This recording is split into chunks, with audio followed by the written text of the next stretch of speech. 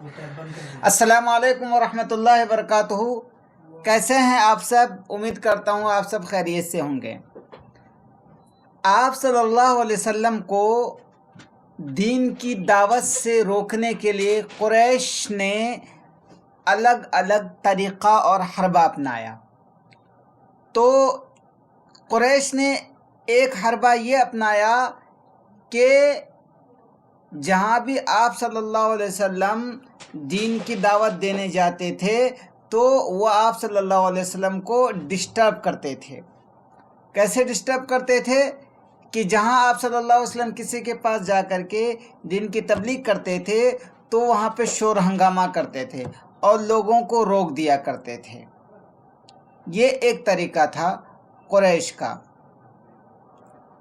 और आप सल्लल्लाहु अलैहि वसल्लम ने सबसे पहले महफिल में लोगों के बीच में जिस सूरह की तिलावत की थी, कुरान की तिलावत जो कर सके थे, वह है सूरह नज्म।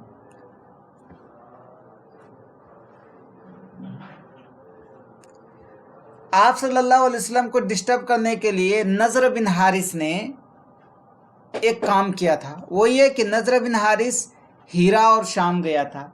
हीरा और शाम क्या है पता है? हीरा और शाम वो जो है वहाँ एक किंगडम है, ठीक है, एक सल्तनत है, हीरा और शाम। तो नज़र बिन हारिस हीरा और शाम गया तो वहाँ पे जा कर के हीरा शाम के लोग अपने बादशाहों के बारे में जो किस्से बयान करते थे उसको उसने सीख लिया। जैसे अपने बादशाहों के बारे में रुस्तम, इस्फंदयार वगैरह के किस्से बयान करते थे। जब नज़र बिन हारिस लौट करके मक्का आया तो वो महफिल जमाता था, महफिल मुनाक़िद करता था और महफिल मुनाक़िद करके लोगों को जो किस्सा सीख के आया था वो किस्सा सुनाता था और सुना करके वो लोगों को आप सल्लल्लाहु अलैहि वसल्लम की बातों से रोकता था ताकि वो आप सल्लल्लाहु अलैहि वसल्लम की बात को ना सुने। और नज़र बिन हारिस को जब भी पता चलता था कि कहीं पे कोई महफिल होने वाली है जिसमें आप सल्लल्लाहु अलैहि वसल्लम बैठे हुए हैं और लोगों को अल्लाह की बातें बता रहे हैं, तो वो फ़ौरन उस महफिल में चला जाता था आप सल्लल्लाहु अलैहि वसल्लम के बाद और जा कर के उस महफिल वालों को वो अपने क़िस्से सुनाया करता था। फिर कहता था कि मोहम्मद सल्लल्लाहु अलैहि वसल्लम मुझसे कितनी अच्छी गुफ्तगू कर लेते हैं, मोहम्मद मुझसे कैसे अच्छी गुफ्तगू कर लेते हैं। तो मिन्नतुल्लाह समझ में आई बातें? नज़र बिन हारिस क्या किया करता था आप सल्लल्लाहु अलैहि वसल्लम को दीन की दावत से रोकने के लिए? बताइए ममनून, आप बताएं।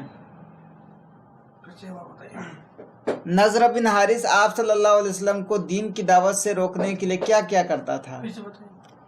वो जो है हीरा और शाम का किंगडम गया, वहाँ पे स्टोरी उसने सीखा। वहाँ के लोग जो स्टोरी अपने बादशाहों के बारे में स्टोरी टेलिंग करते थे, किस्से बयान करते थे, वो सीखा। वो सीख करके आया तो आप सल्लल्लाहु अलैहि वसल्लम जहाँ लोगों को कुरान पढ़ के सुनाते थे तो नज़र बिन हारिस आ करके लोगों को वो किस्से सुनाया करता था और सुना करके कहता था कि मोहम्मद कैसे मुझसे अच्छी बातें कर सकता है, बताओ मैं अच्छी बातें कर रहा हूँ या वो कर रहा है। इस तरह से नज़र बिन हारिस क्या करता था। समझ में आई बात है? और नज़र बिन हारिस ने आप सल्लल्लाहु अलैहि वसल्लम को रोकने के लिए यहीं पे वो नहीं रुका, बल्कि उसने एक गाने वाली एक लौंडी यानी सिंगर उसने ख़रीद लिया, एक गवैया लड़के ख़रीद लिया। आजकल के ज़माने में उसको जो बोलते हैं आर्केस्ट्रा होता है, इस तरह से एक गवैया ख़रीद लिया, एक लड़की ख़रीद लिया जो गाना गाती थी। और जब भी नज़र बिन हारिस को पता चलता था किसी के बारे में कि वो इस्लाम की तरफ माइल है, वो इस्लाम की बातें सुनना चाहता है, तो वो जो है उस शख्स को पकड़ करके उस जो सिंगर थी, लेडी सिंगर, गवैये के पास ले जाया करता था और उस लड़की से कहता था इसको खाना खिलाओ, इसको पानी पिलाओ, इसको खूब गाने सुनाओ। और कहता था कि ये बताओ मोहम्मद सल्लल्लाहु अलैहि वसल्लम जिस चीज़ की तुमको दावत देते हैं, जिस दिन की तरफ बुलाते हैं, उससे ये बेहतर है। समझ में आई बात है?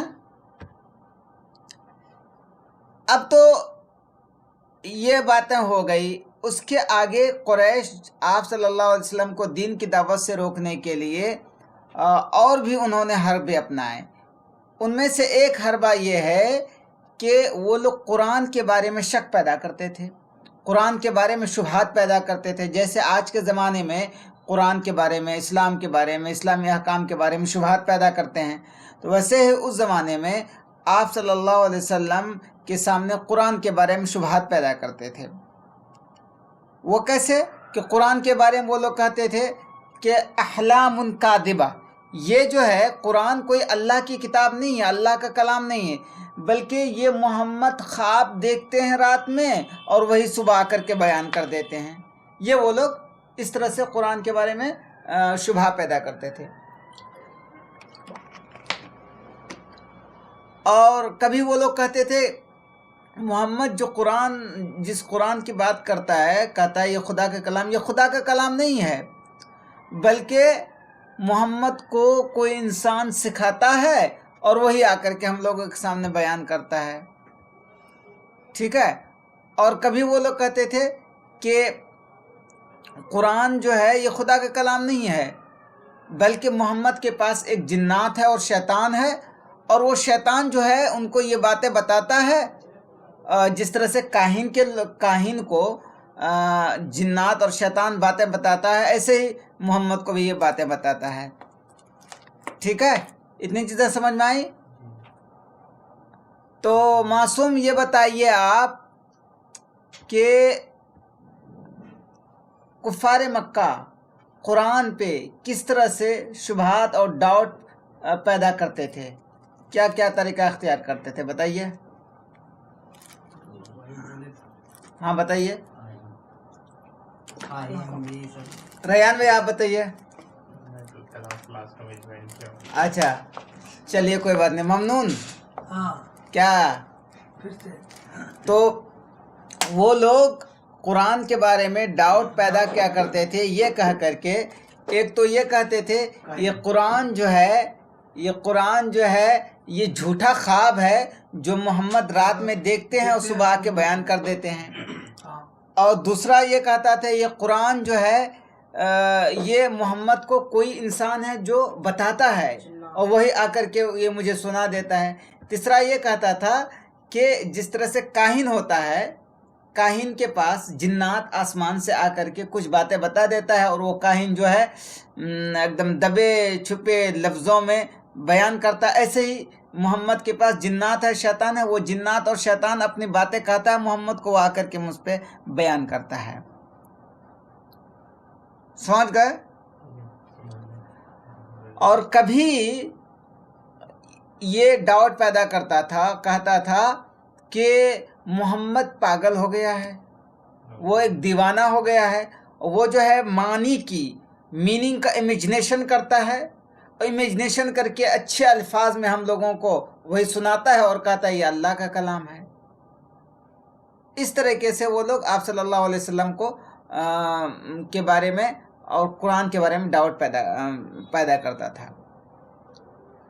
اور ایسے ہی قرآن کے بارے میں وہ لوگ ڈاؤٹ اس طرح سے پیدا کرتا تھا، کہتا تھا کہ محمد جو کہتا ہے نا وہ تو شعر ہے. جس طرح سے شاعر اپنی شاعری میں بہت اچھے معنی اچھے الفاظ میں سناتا ہے اور اس کے اندر جادو کی کیفیت پیدا ہو جاتی ہے، ایسے ہی محمد جو باتیں کرتا ہے اس میں جادو کی کیفیت پیدا ہو جاتی ہے، وہ اللہ کا کلام نہیں ہے. ٹھیک ہے. آج کے لیے اتنا ہی، پھر کل یا اور چلے.